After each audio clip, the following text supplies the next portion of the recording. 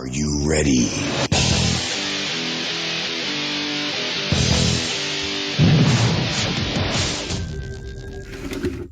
Well, hello, everybody, and welcome to the Parishscope. This is the podcast that acts as an arm of our newsletter for St. John Sand Prairie, which is titled the Parishscope. So I'm Pastor Chris Sansom. And I'm Casey Doremus. I'm the Creative Worship Director at Our Savior Lutheran. Yeah, so welcome back. It's been a while, but Yes. but not that we haven't been active. We actually recorded one a couple weeks ago. And I went to upload the recording, and it had me for 4 minutes, and then all of you. So it was an hour of just one-sided conversation. Yep. And it was very weird. Just me by myself going, "Oh, that's interesting." Yeah. Wow, good point. That's all it was. It really was. It really was.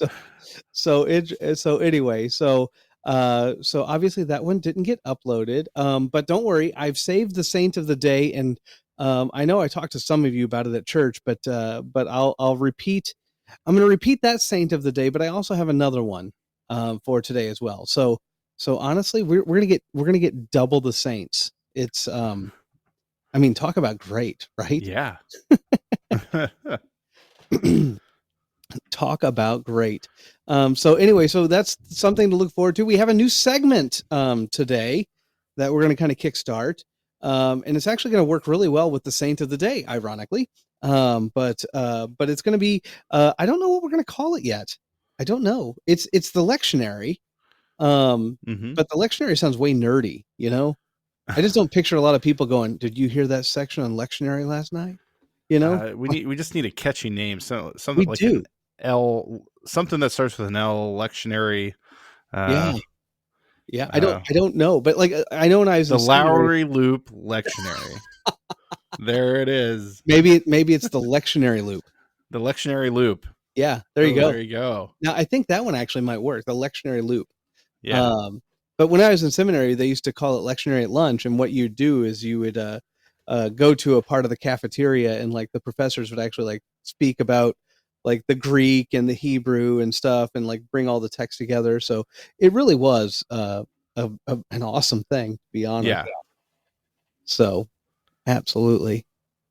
So anyway, so we got that new section. We got the lectionary loop, which I have no sound effects for. But we have the lectionary loop tonight, where we're going to talk about the scripture readings that are for this coming Sunday. That is September 14th, for those of you keeping track. So September 14th, that's what we're looking towards. But before we get to that, let's start with our I guess, I don't know, current events, I guess, is maybe what we call that. Current events. We got a lot of things going on right now. Of course, we saw the murder of a Ukrainian woman. That has been making headlines, but to be honest with you, like, I guess I don't want to talk about that one too much, just because, for one, I feel like it's obvious. You know what I mean? Like, murder's bad. Like, there's your theology breakdown. Murder's bad. I don't quite like how the politicians are handling it. That is to say, either we should ignore this because it's being politicized, or we should highlight this because this is just, well, I mean, it's just an awful crime, of course, but it's also like an African American taking on a white woman, and also a Ukrainian survivor who basically comes over here, and it's just like, and that's just it. Like, I don't like all the politicalization. I just, murder's bad, Stop murder kind of thing, and that's where you get into like the whole like gun laws and everything. Of course, this guy had a knife. He did it with a knife on a train. But one of the go ahead. Unfortunately, it can happen with almost anything out there, and they don't even need a weapon. I mean, that's what's so crazy about the world itself, is this, you never know when someone might just decide they want to do something horrific, Yeah. Anyway. And absolutely. But I will say this, and I was going to talk about something else, but honestly, as I sit here and I talk about this, I do think that there is a good, solid topic that we can actually kind of dare I say, sink our teeth into, and that is to ask the question, what's the role of government? And now here's the thing. I know we've handled this before, and I know we've talked about this before, but honestly, it is really a good idea to maybe break this down a little bit. Because you see, in the Middle Ages, and this is one of those things, like, I don't want to say like we should go back to feudalism. That's not what I'm saying. Now what is feudalism? I don't know, to be honest. Okay. Basically, the way feudalism used to work is that's when you had a king. You were in essence a feudal society whenever you had a monarch and a king. But generally speaking, in the ancient world, say, honestly, probably from like the 6th century all the way to the mid 15th, actually, everything was broken into, in essence, 3 categories.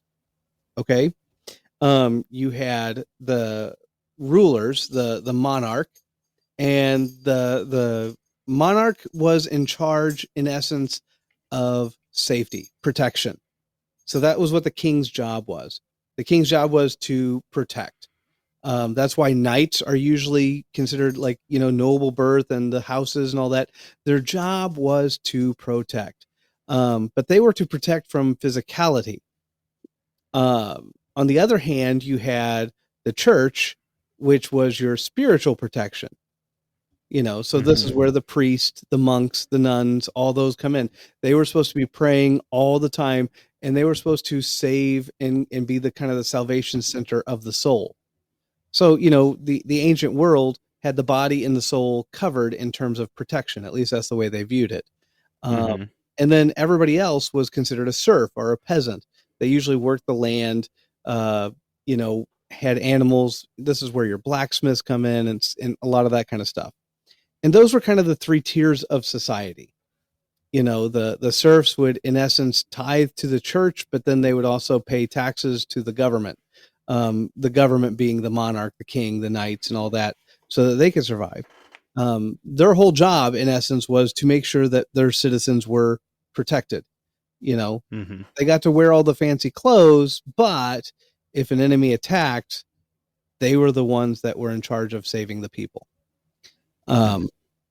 And so this is the way society kind of run. But with our modern day society, we don't always see that.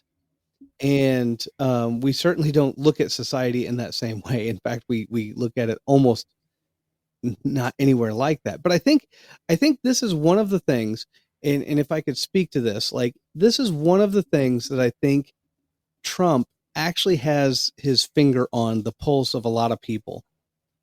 And I think even if you are not like a Trump supporter, if you think Trump oversteps his bounds, in Washington D.C. by sending in the National Guard, and maybe he's going to overstep his bounds in Chicago or whatever it happens to be, this is one thing that really you need to understand. People want to feel safe, and having things like the National Guard and everything trying to stop crimes helps people to feel safe.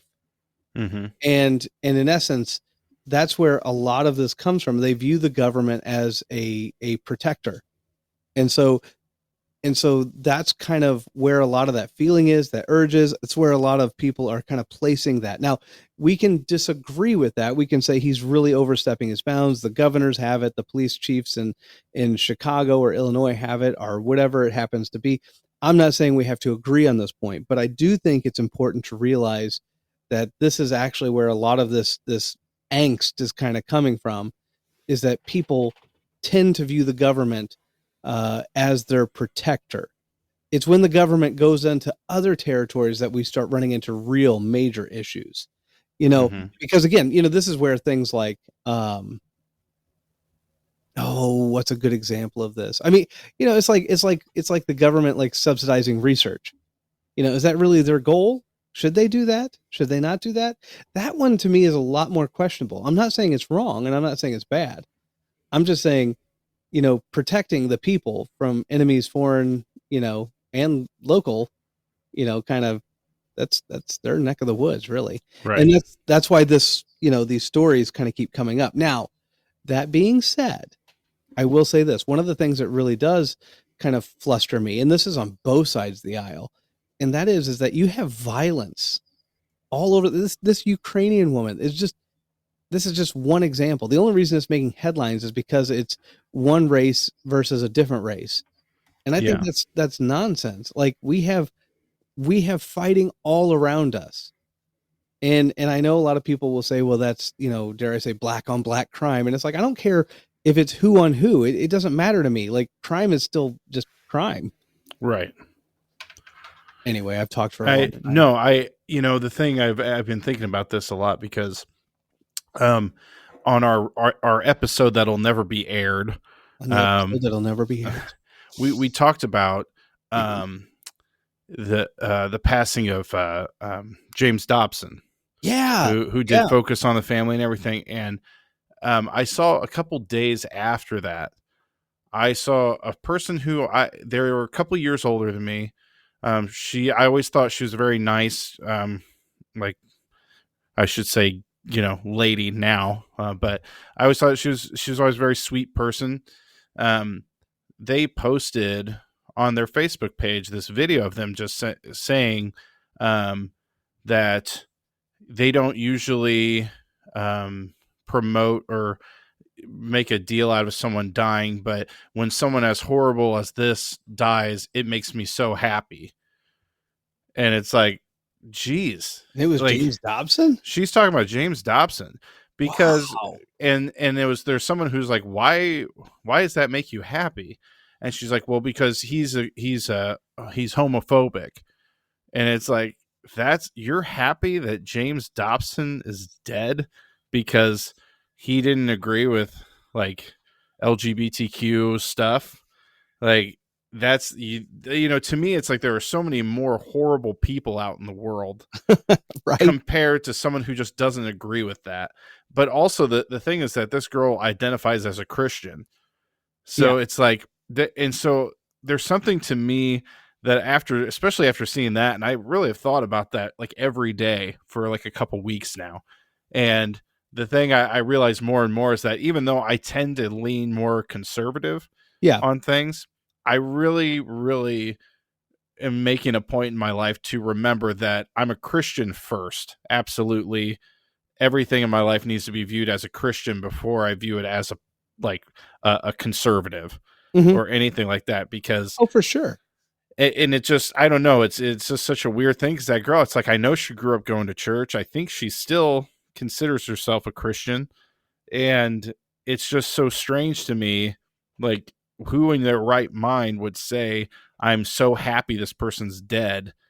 Like, they're, I mean, I don't know. It's like, I doubt when, they Osama bin Laden was killed, no one was like, I'm sure she wasn't posting, oh, I'm glad he's dead, but for some reason, James Dobson, the guy who started Focus on the Family, is someone you're like excited and happy about. It was just very weird.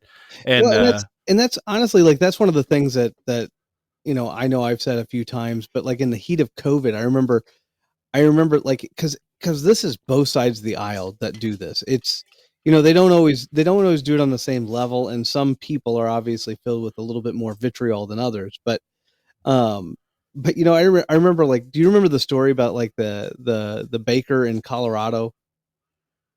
Remember, he refused to bake a cake for a homosexual wedding. Oh yeah. And like they sued him for it and all this kind of stuff. And all the conservatives were in the background going, basically going, if you don't like it, go to some other store and yada, yada, yada. And now, again, that was fine. I kind of agreed with that.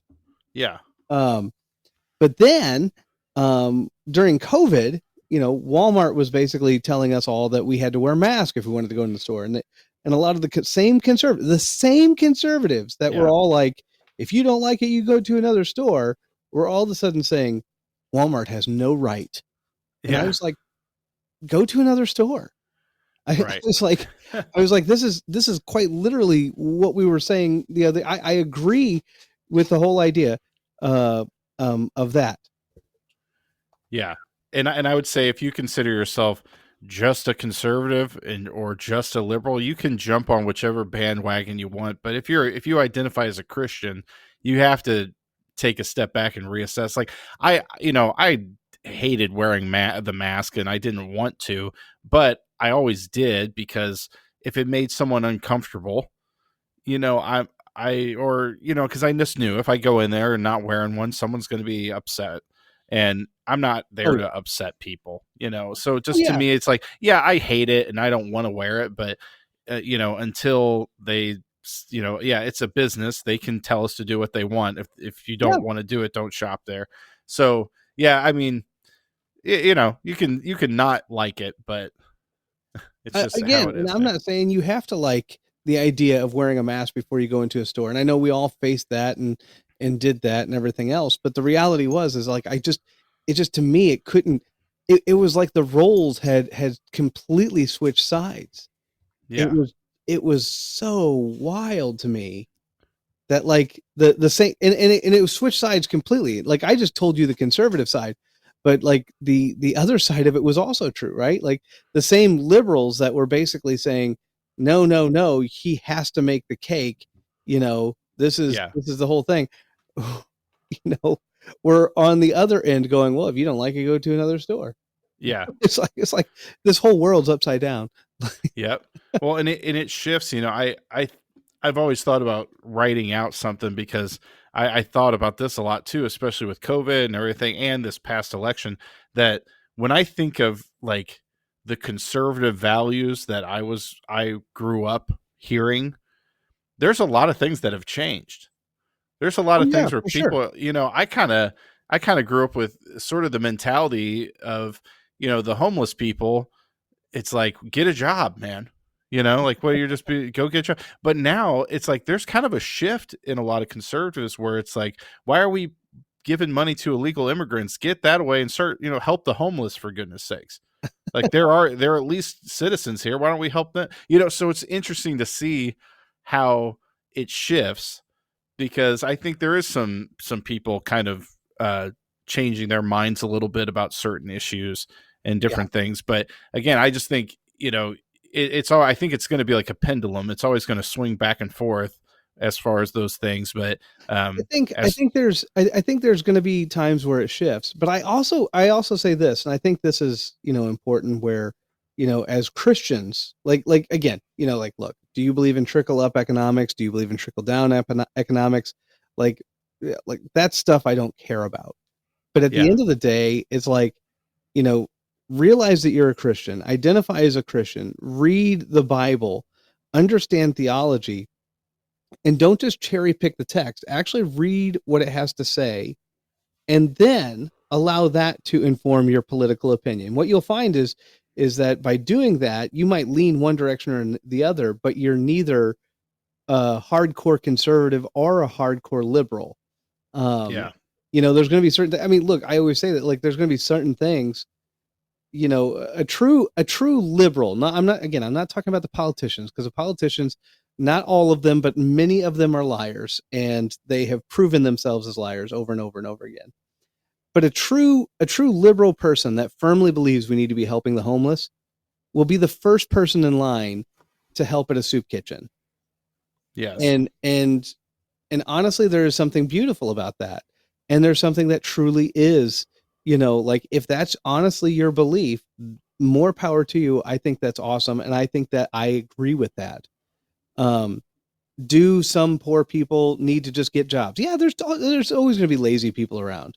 I'm not yeah, saying there's not, and definitely there's something about work ethic and about making sure that whatever program you know get involved in or endorse or whatever you know that you can in essence help people to actually get back onto their feet. You know, but at the same time, like you know, saying get a job and then walking away is not the same as saying, hey, let's you know get like a soup kitchen or whatever it happens to be out here yeah. and then let's talk about how we can get back on our feet.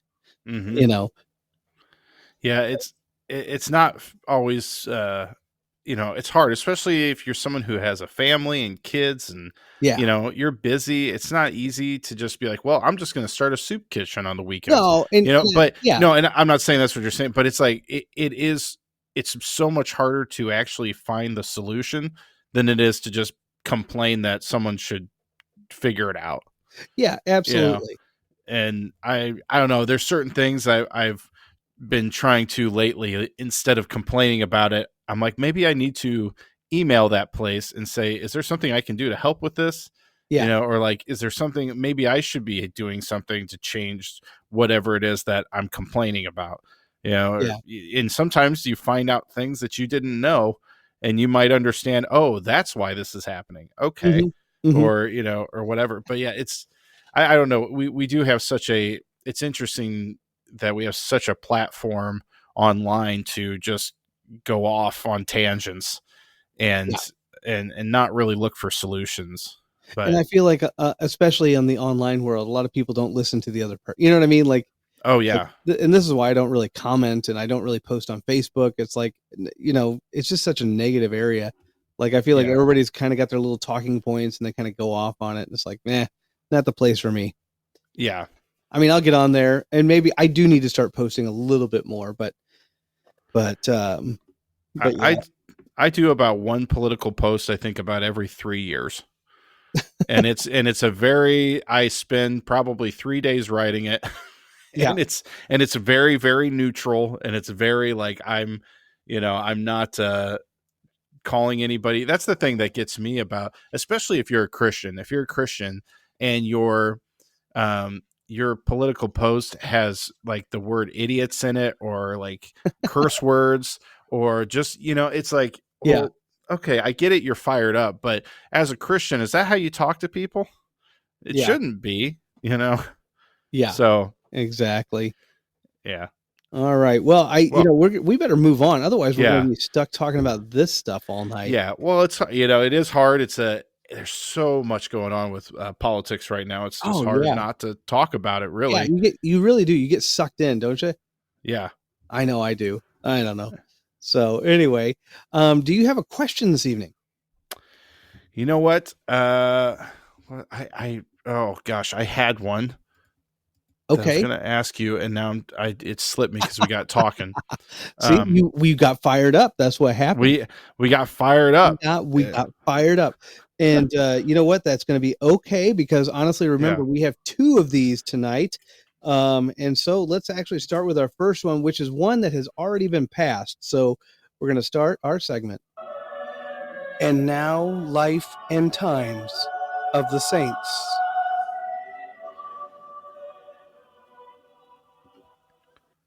All right. So here's our first one, which again was on the episode that will never air. Dun, dun, dun, dun. Mm-hmm. And the day for this one has already passed, but you know what? I'm gonna go ahead and say it anyway. All right. Tolmai had a son, and then maybe his son had a son. Who knows how many generations it went down that rabbit hole, so much that it became a surname, a name to be understood. The son of Tolmai, or Tolmai, sorry. I don't know if the sons of Tolmai like to go walking, but I know at least one that did. And out of those sons and grandsons and the like, one stands out for us today. Well, okay, maybe not today, but on Sunday, August 24th, one of those grandsons stands tall. Or, well, he did. But really, I shouldn't say he stood tall or stood out because standing wasn't his game. No, this son of Tolmai was all about walking. This son of Tolmai was not always known for his boldness. In fact, he was overshadowed by others. Even though he was bold, he was not known for his birth order or his hair or some other skill that he had more than others, even though he had plenty. He was not the kind of guy that a lot of people remember, and yet he is worth remembering. He should be known for the friends that he kept. He should be known for what he did during his life. He should be known for how he died, even with all of its gruesome details. However, what ties all these things together is the fact that he was a person who walks. He walked with friends, 11 other friends to be exact. On top of that, he had a really good person to really follow. Albeit one of those friends in the midst of their walk ended up betraying the one the rest were following. Yes, this son of Tolmai was one of the 12. He wasn't Peter or John. He wasn't Thomas the twin. No, this one likes to walk and to talk. After the ascension into heaven, this one kept on walking.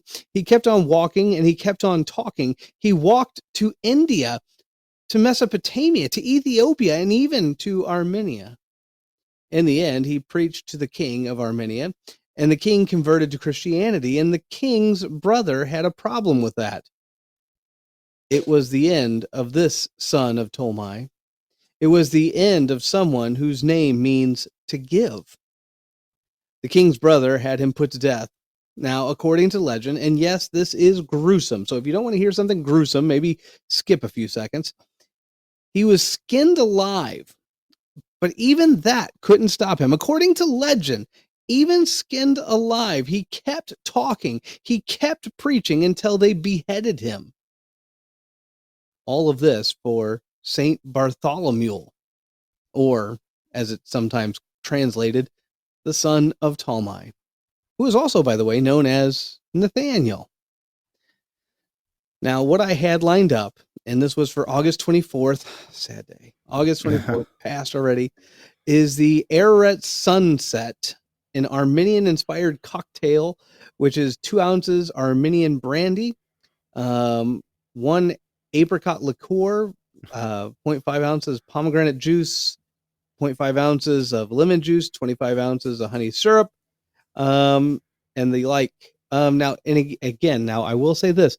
The next one is the dish, the food item here, and we have the Armenian cucumber and tomato salad. Now, this is really nice.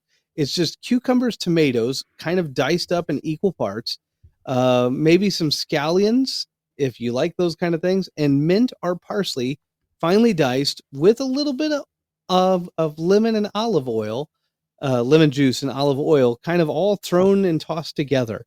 Honestly, it's a great time of year right now to have this, especially while we still have some fresh tomatoes. This is really good. This is the Armenian version. There's another version that I like, is the Israeli version. And it's just honestly called Israeli salad. Yeah. So it's definitely one that I for sure really like. So anyway, so that's Saint Bartholomew. Our Saint Nathaniel, he was one of the 12, one of the maybe the lesser known of the 12, and his day was August 24th, and so we kind of missed him a little bit. Yeah.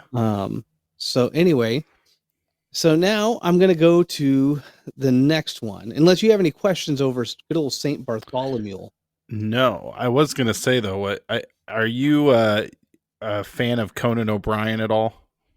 Boy, it's been a long time. I used to be. Is he still on?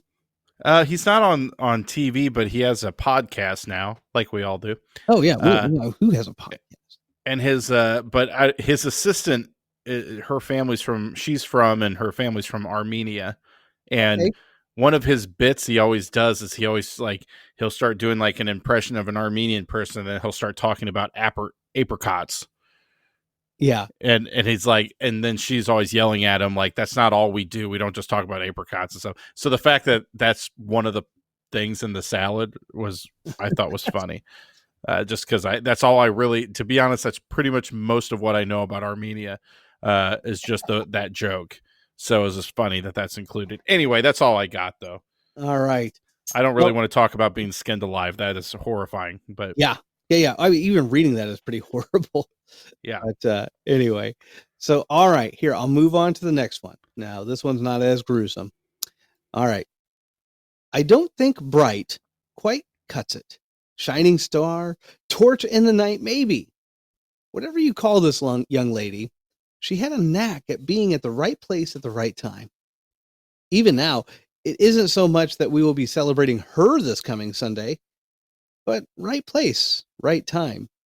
It's something else that's connected with this bright shining star. She didn't grow up rich or wealthy, so that wasn't it. In fact, rumor or legend, if you want to call it that, has it that she grew up cleaning stalls, like, for animals. Not exactly a life of glamour and glitz. But then she met her knight in shining armor, a military man with the name of Chloris. Boy, that doesn't roll off the tongue, does it? It wasn't too much longer that she gave birth to a son, a young, strapping boy, the kind of boy that was sure to be steadfast, which is, well, that's what she named him, a name that he shared with his father. Now, while she was with Cloris, things were good. He was an ambitious military man and quickly rose up the ranks.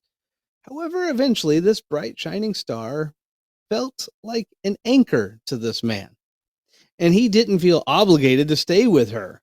You know the type. They're sweet when you're young or whenever everything's fresh, but then when they grow up, they want to reach for the stars, and sometimes a wife and kids seems to hold them down. Not really, of course, but that's how they see it. So Cloris, he went his own way. He found someone else that would help his career.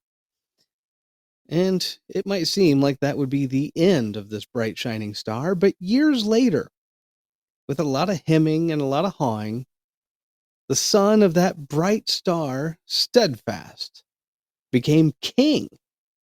I mean, of all things, he became king. He became the ruler. In fact, we shouldn't call him king. We should call him emperor.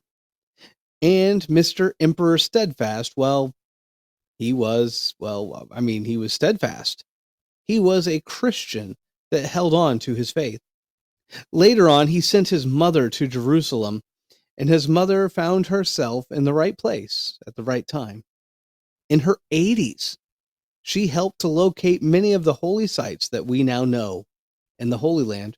Rumor has it that she even found the true cross of Jesus. Now, I don't know if that's true, but this bright shining star, this Helena, the mother of Steadfast, which is actually what the word and name Constantine means, is the one that located a ton of sites. But really, that wasn't her big gift. Her big gift was raising Constantine and raising him in a household where Christ was proclaimed. But today it isn't about her. No, her day was actually on August 18th, even before St. Bartholomew. But no, I bring her up because she is at the right place in the right time. That is, September 14th is the celebration of the Holy Cross, or the exaltation or triumphant entry of the cross, which is connected with her legend. Now, I will say this, they didn't really have a drink for Holy Cross Day, but being that Helena's name means bright shining star or shining star, I thought a tequila sunrise might be good, and quite frankly, it would be really easy. Look that one up. You can make it. They're fun, and they look like a little sunrise. So there's always that. And in terms of the food items, they had something called a croissant or something like that. Huh. And it looks weird, and I don't think I'll make it. So, but honestly, this is one of those times where I think you can have a lot of fun with a lot of different things. And honestly, you could even make like a dinner roll in the shape of a cross or something like that. Just anything that you can think of that would help and work with Holy Cross Day. And so that's honestly, that's there you go. Lives of the Saints, right? Here we go. And now, life and times of the saints. There you go. I kind of end that segment, but honestly, we can keep talking about it. Like Helena, so basically, when she went to Jerusalem, again, she was in her 80s when she did this. Mm-hmm. Constantine was the very first Roman emperor that was Christian. We've actually talked about him before. Helena was his mom, but whenever she went to Jerusalem, like a lot of the people already knew where everything was. Mm-hmm. But she was the one that had churches built. And I mean, she had quite literally the weight of the Roman Empire on her shoulders, to help because of her son. And so she was able to get churches and buildings erected to basically solidify where the site was. And that's part of the reason that, like, even today, when you visit the Holy Land, you can still go to sites. And like, so for instance, one of the things that we celebrate today is like the Tomb of the Holy Sepulchre. which is where they laid the body of Christ. And part of the reason that we know where that is because of her. And a lot of scholars, believe that, pretty certain that that's actually correct. Like, it's in the correct place. And part of that is because it was able to be preserved through what Helena did. And so it really is kind of a cool thing to think about. Now, did she find the true cross? I don't know. You can read some back and forth on that one. But that was the rumor. She found the true cross. Yeah.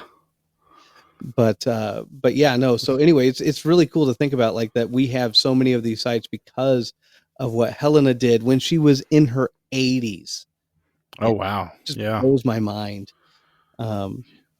So yeah. So there you go. There we had 2 Life of the Saints because we lost one. That's the other day, the week or so ago or whatever. That's right. Oh man. And so this actually, honestly, do you have any questions or comments about Helena? I've taken up a lot of the time. No, that's good. No, I mean, if I'm listening to it correctly, how did she preserve him again? Did you say, like, was she able to, because her son was emperor, then, like, she could that was like something she could do with his help, basically? Yeah. So Constantine was the first Christian emperor of Rome. He was the first, and he was Council of Nicaea, which we just kind of celebrated the 1700-year anniversary of Nicaea. Like, a huge part of that came down to and had to do with the fact that Constantine was Christian, and it was now legal to be Christian. Before that time, it was illegal. Now, depending on which emperor was in power, that could mean anything from, as long as you didn't go out and proclaim loudly that you were a Christian, nobody bothered you. Which is the way a lot of emperors did it, kind of like a don't ask, don't tell kind of thing, right? Like, right. You don't go around broadcasting who you are, and we won't kill you. So nice, yeah. Yeah, and but then you also have, like, people like Diocletian, and Diocletian was more like, we need to get back to the old ways, and the old ways were with the Roman gods, and therefore we need to snuff out these Christians. And he killed a lot of Christians, and he like hunted them down. And so it's like, you go from one extreme to the other in a lot of ways. But then all of a sudden with Constantine, it was like, this is legal now. Like, you can be Christian and not face, a death sentence or some other kind of punishment. Yeah. And so, yeah, it was significant that Constantine became emperor, and he was Christian. Yeah. That's incredible, because I mean, I know you've been there, right? Yes. Yeah, and just to see, like, just the road that was in, this part of the Bible, or all those things. That's really, that's got to be just an incredible. I mean, anybody I've talked to or seen comments about having gone on a trip like that, they all, just talk about how incredible it is to just see the physical, like, mountain or the physical hill or whatever that a story was on, and, like, you can kind of put into perspective what it looked like, and and I mean, I remember when I was over there, like, it's just a wild thought to think, like, you go up and you're like, you're like, here's a road that goes from Jerusalem to Jericho, and you're thinking, oh, this is like the road in the Good Samaritan, and then all of a sudden it, like, clicks, and you're like, no, this isn't like anything. That's the road. Yeah. Like, I mean, I'm sure it's changed over the last 2 millennia, but that's still it.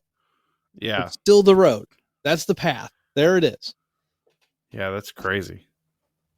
That's cool to see, and I wish there was more of that kind of integrated into, like, just like a typical church service or something to see, because it's almost like sometimes people just, they believe in it, but, like, when you physically, because, like, I started looking up some of those places when there'd be a reading and talking about, like, the Sermon on the Mount, and then I'd look up, like, where they think it actually happened, and, like, to see an actual physical picture, it's like, wow, that's incredible, right?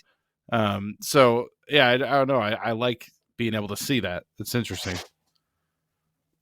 Yeah. I'm so- I'm sorry about this, but like you probably hear some noises here and there, and that's actually my dog. Um, Oh. she's driving me up the walls. What she's doing? She she has okay. So for those of you that do not know, I have a border collie. Now, border collies are high energy dogs. They just are, and um, this she's 2 years old. 4th of July was when she was born, so she's a pure American. Um, you know, but anyway, she loves playing things like ball and everything else. Well, she she got her ball stuck, and so she's been out here like almost our whole show trying to get this ball. I finally turned off my mic just a minute or two ago, and I went and I got her ball. I'm like, I'm done. She's gonna start yelping at it here in a second. Um, Went and got her ball, and what does she do? She comes right over to my foot, drops on my foot, and it rolls under the desk. And now she's like scrambling to get under the desk to get the ball. And so it's like just let it go. Her name is Iris. I'm like, let it go, Iris. Let it go. Yeah, that's Anyway, like, so if you hear something, that's her. I mean, from my end, it just sounds like someone's filing papers or something in the Yeah, background. yeah. But that's I just don't know what anybody's gonna hear. Like got Iris over here going nuts. Oh my goodness. yeah. Well, do we have any other segments or anything We that do. We do. We have we our got to new know? segment. Oh, We have right, right, we have right. lectionary loop. Oh, there we go. That's Lectionary right. loop. Lectionary loop, everybody. And again, I don't, this is going to be a new segment that we're going to be trying. We're going to be working on it. We're going to be tweaking it. We're going to make it something, something, well, we're going to make it our own. So basically the gist of this is this: I'm going to take a look at the readings, for this coming Sunday. And what we're going to do is we're going to talk about, first of all, how they're all connected. And we're going to talk about maybe some exegetical points, if there's some to be had. Well, I mean, there's always going to be some to be had. But I mean, again, it's just one of those things. We're going to actually start looking at some of the aspects of the text for this coming Sunday. And it just so happens that this coming Sunday is considered, get this, Holy Cross Day. Um, so we actually have a changed set of readings because of Holy Cross Day. And so there you go. So here we have it. And we have basically we have three readings. One is John 12, beginning at verse 20. And the Greeks, some Greeks went up and they want to see Jesus. And they tell Philip, and then Philip goes to goes to tell Andrew, and so on and so forth. And basically Jesus responds, my hour has not yet come for the man to be glorified. Truly, truly, I say to you, unless grain of wheat falls in the earth and dies, it remains alone. But if it dies, it bears much fruit. Whoever loves this life loses it.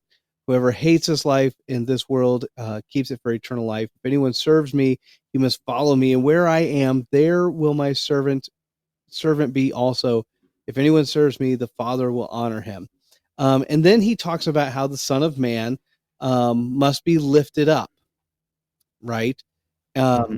And so then we also have 1 Corinthians 18, or 1 Corinthians chapter 1, and it begins at verse 18, and that whole thing begins with, for the word of the cross is folly to those who are perishing.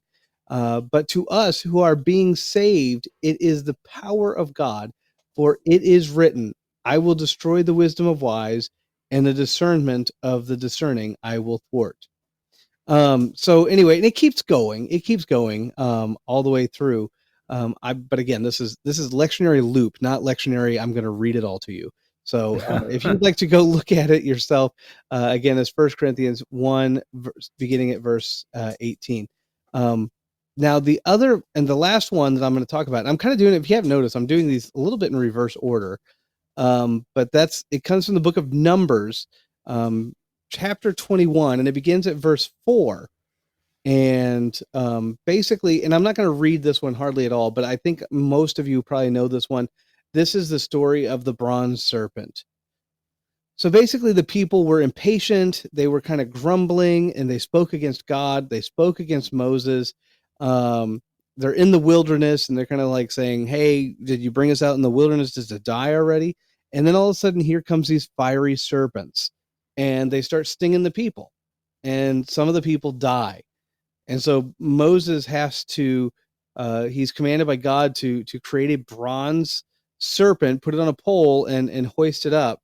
And the ones that look at the serpent will be healed. And so that's kind of the thing.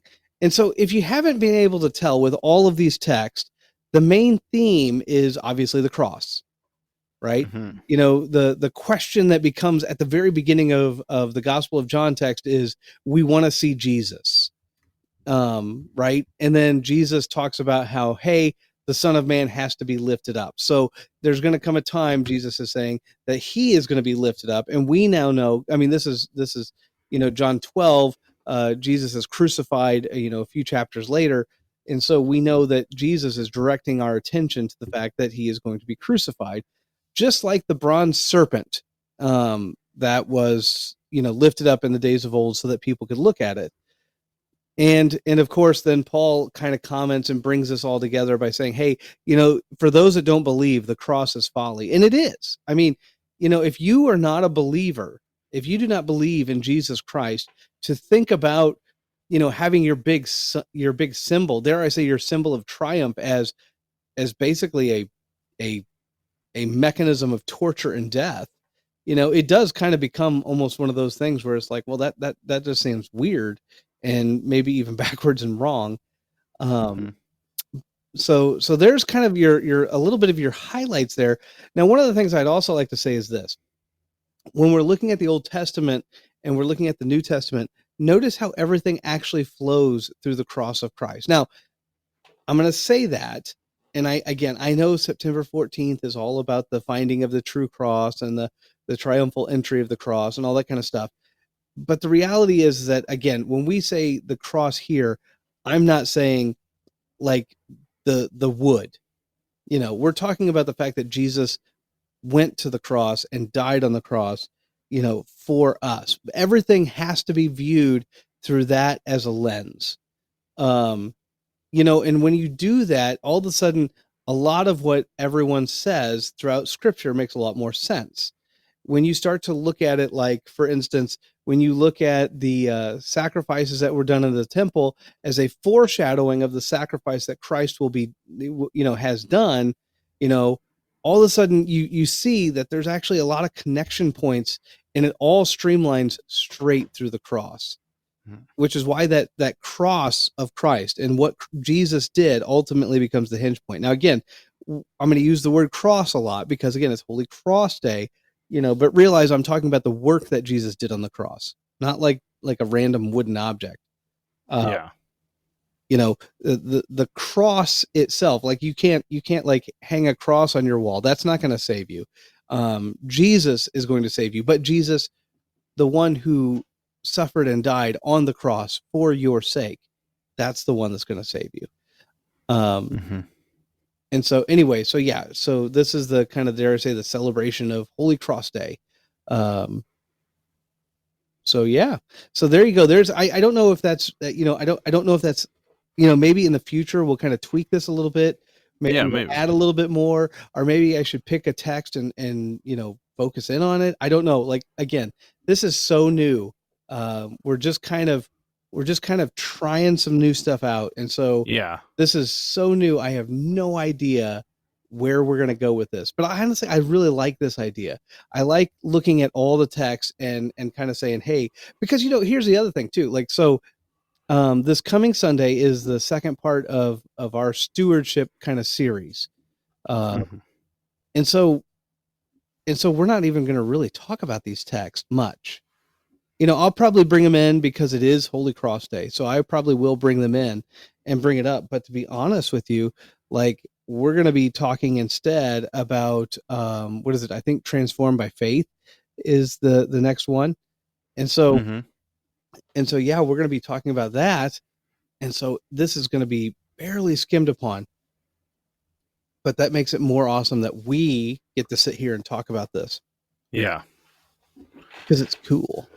It is cool. And And there's it's so something, many things that just don't seem to we don't have time for sometimes, it seems like. Yeah. So it's nice to get to focus on some of this stuff because I learned so much.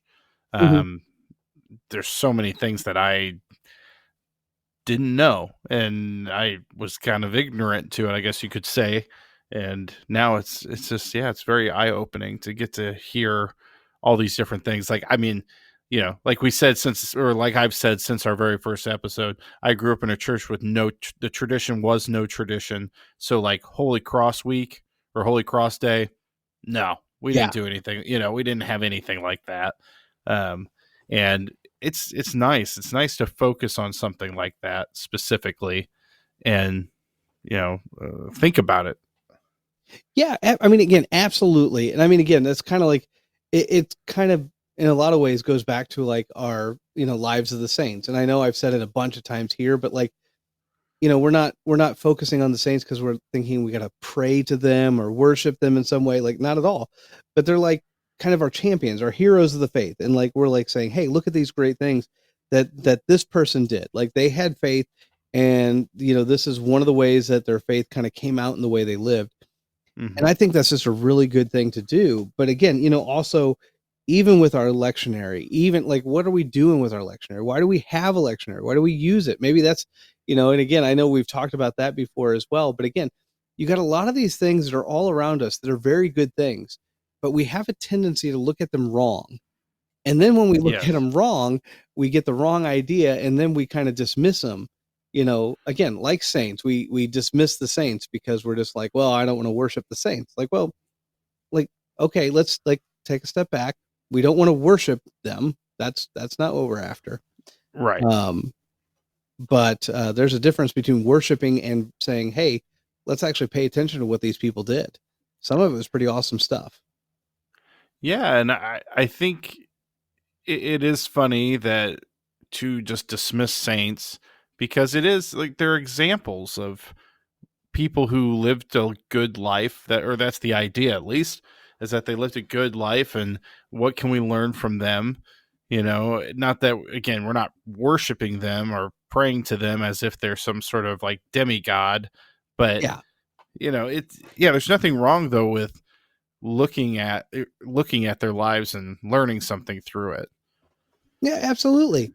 you know Absolutely. I don't know, it is funny again being someone who grew up with no tradition. It's very uh it's weird how it gets twisted to like it's a negative thing. Yeah. Like you know obviously if people who are I hate the word obviously, for the people who grew up Lutheran their whole life, maybe they don't see this or really understand quite what I mean, but it's like there's a weird, you grow up with a very different viewpoint of traditions, almost as if they're a very negative thing. Yeah. Yeah. Like it's holding them back or it's keeping them from, you know, uh just like discussing new things that they should be discussing because they're so stuck in this traditional past and all that. But there's a lot of great things that come from those traditions. And so, yeah, I don't know. Mm-hmm. Different way of looking at it. No, you're absolutely right. And this is one of those things that, again, as we go through this podcast and we kind of go through time, we learn new stuff. And, I think one of the things that you do figure out is that like tradition, again, tradition can be bad. Like look, I'm not going to sit here and tell you that all tradition is good or just tradition in general. Like tradition can be bad, but at the same time, like tradition can also be very, very good, which is why it's important to understand why you have tradition, and what Yeah. your traditions actually mean and what they're all about. And I think that's one of the things that's really big for me. And again, I know that we've talked a little bit about this, but like, for me, like even when I was in seminary and when I was reading the books and all this kind of stuff, like that's a huge thing for me. Like don't just tell me what to do, tell me why we're doing it. And Yeah. yeah, I mean, again, I come back to that over and over again. Like that was so important to me. And I hope that I'm able to share, not only some of my knowledge, but also, that passion, if you will, for the idea of, yeah, it's really, some of these things are really, really awesome. And we should actually like them. We should enjoy them. Again, we're having a little fun with the Saints. We're talking about meal prep. We're even having drinks for those that are older than 21. And we're getting into some of those fun, exciting things. Um, but at the same time, it's like, have a little fun with it, but also realize like there's a lot of good that can come out of that. I mean, again, imagine if you will, like you sat down this coming Sunday and you made little rolls, like I said, that are in the shape of a cross. And Hmm. you had a little kid and they're like, why are we eating these strange looking rolls? You know, Yeah. you'd get a great opportunity to say, well, it just so happens that today is Saint, is the cross day, Holy Cross Day. And this is what's going on, and this is why we're doing this. And you can have a little bit of fun with that. Yeah, you could. I also, it's incredibly hard to think of meals every week. I don't know if you have that, but my family, we struggle with that every week. It's like, oh, what do we have now? So it's a good excuse to just have a built-in, like, all right, this week we're going to eat this because of the saint. But also, it's so interesting how, like I was saying, with not having tradition, it's viewed as like, oh, these people they eat all these meals every week like worshiping saints. That's crazy, but it's not worshiping. It's just like having a little focus on God and having a little focus on something that should be very close to your family. So yeah, it's a cool idea, and I I keep thinking I need to start getting into doing this, like cooking with the saints thing, and see, because it would be fun, it'd be fun to see. And yeah, like you said, it's a good excuse to talk to your kids about it. Yeah. And yeah, we're just, my life, we're so busy. We're in the thick of it with a 1, 3, and a 5-year old. Oh yeah. So That's a lot. just having any little excuse to bring something up and talk about it would be great. Yeah. So that actually leads us into our last segment, believe it or not. And That's right. that segment is, To our last segment, all probably. right. Are we ready Yeah, for church chatter? Oh, we got it. Oh yeah. Yeah, that's right. I we have my gotta. sound bit. I have my sound bite. And the reason it leads us into that is because, and I was going to ask you this. I don't know if did you ever get the Periscope? Did I ever get it? Yeah, yeah, yeah. Not Um. the podcast. Oh, We do the podcast, but like the the actual newsletter. newspaper. Oh, I never got a physical copy. I think Oh, I got a few emails, maybe, or something, or I thought I got an email at some point with a newsletter, okay. but Okay. Okay. Yeah. So maybe. yeah. But one of the segments that we've added over the last year, so it's probably been up for over a year now, is we've been putting in, and I say we, like I'm some part of it. Like, no, I'm not. There's people out there that are doing this, and it is so awesome. They're actually they have Sunday meals. Oh yeah. Yeah. And so it's like they give you a meal and a recipe and everything that kind of Oh. goes along with it. Absolutely. It is so cool. We're eventually going to get it on the website. We started to, and then we got like through a couple months and then we kind of quit Hmm. because life took over. Right. So anyway, Right. so we need to get the rest of those back online. But yeah, no, it's really cool. But yeah, so we're talking about having dinner and having an excuse, and it's like, yeah, we have Sunday meals. We have Sunday meals in our Periscope, the paper copy. Yeah, that's So pretty cool. so if you haven't opened up your Periscope, like your actual paper copy, in a while, or if you get it, now's the time. There's a recipe in there somewhere.